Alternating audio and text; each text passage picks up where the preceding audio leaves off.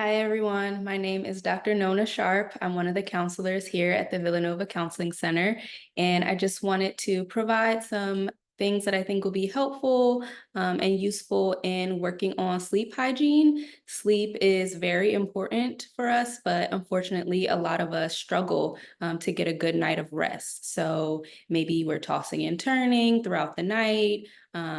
Maybe you're able to fall asleep when you get into bed, but then you find yourself waking up often throughout the night. Maybe you find it hard to quiet your mind down to even fall asleep.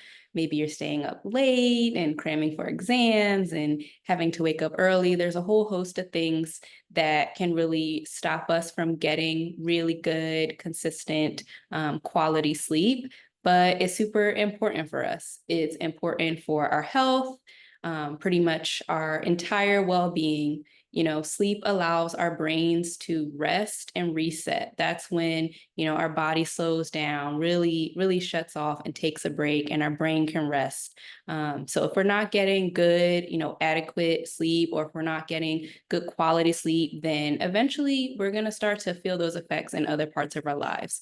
So a lot of times we might have trouble focusing. We might experience some brain fog, decreased performance in sports if you're an athlete, irritability, short tempers with our friends, loved ones, all different things. So once our sleep takes a hit, it starts to have a ripple effect. So I just wanted to provide some ways that you can hopefully build in some better habits and maintain some good sleep hygiene.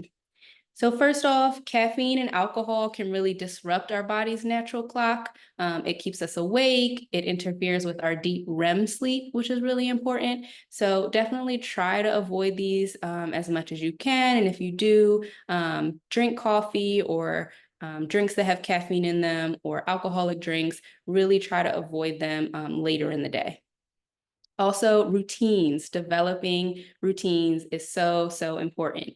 Try to go to bed and wake up every day around the same time, every night around the same time, whether that's, 9, 10, even if it's 11 or later, just try to keep it consistent. So every night you're starting to kind of close your books, put things away, and really start to wind down around the same time.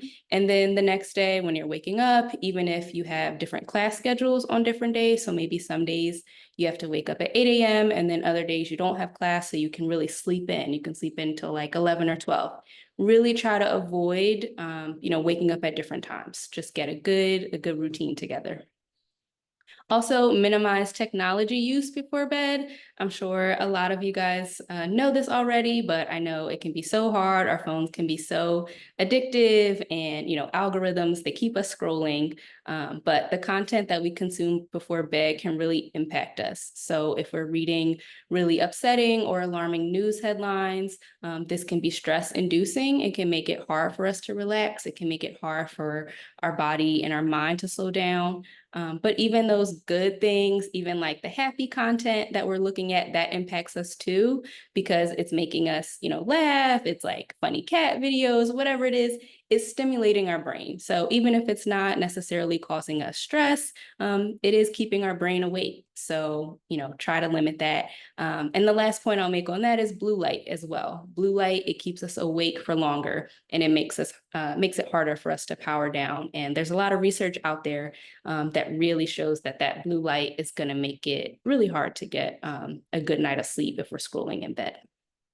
You can also try turning off notifications when you're getting ready for bed. So you can use like DND, do not disturb. You can use sleep focus. iPhone has a lot of different settings that you can put on. I believe it has night mode as well to help reduce that blue light exposure. So, you can kind of set up your phone in a way that will start to really remind you that it's time for bed. We also want to minimize technology use in bed. So not just beforehand, but also when we're physically laying in our bed. You can try putting your phone in a drawer. You can try putting it on the desk that's across the room. If you don't use your phone for an alarm, you can even try putting your phone in a completely different room. You can try putting it in the kitchen or something so that you're not getting any notifications. You should also try to avoid studying and doing homework in bed.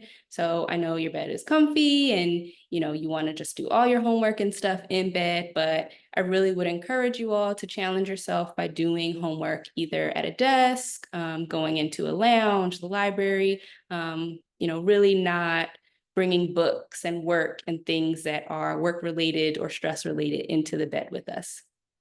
So to sum all that up, what we do in bed really matters. We don't want our body to be associating bed with worry, with ruminating thoughts, with work or studying. We don't want our body associating bed with scrolling on the phone or doing different activities really other than sleeping and sex.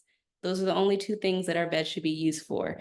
And once we really limit those and make good routines, then our body will get used to that. I also really encourage you to make your environment as supportive as possible for sleep. So that could look like buying headphones if you're a light sleeper, especially if you have roommates or your dorm is a little noisy. You can dim the lights, you can turn off any unnecessary ones. You can make your room a little dimmer, more cool. A cool, dark room really has been shown to help with sleep. So maybe like cracking a window, or turning on a fan, obviously something that's not going to make you too cold, but just kind of getting a little breeze and making the temperature a bit cooler. You can even invest in a weighted blanket if that's something that would be comforting to you. So really just make your bedroom, your bed, the environment really, really comfortable, really relaxing and supportive for you to get a good night of rest.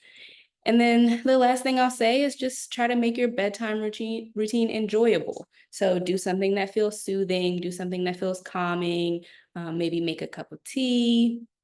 Lavender tea is always nice for our bodies. Research has shown that lavender is something that can help promote sleep. Or do a skincare routine if that's something that you really like. Do some light stretching. Maybe take a short walk before bed to get some fresh air. Or even listen to some calming audio, listen to some type of meditative video on YouTube, or a playlist, some songs that you like that help you relax, help you feel good. So really just make that routine and all those steps leading up to bed, just make that kind of fun, make it enjoyable, make it kind of like a self-care activity. So those are kind of all the tips that I have regarding sleep and sleep hygiene. Again, it's really important for us to be getting a good night of rest so that we can perform athletically, academically, within our friend groups, family. All the things that are important to us are going to require that we're well rested. So I hope you guys enjoy kind of building sleep habits that feel comforting and that feel good to you. And if you have any questions or you find that you're still struggling, you can come see us in the counseling center.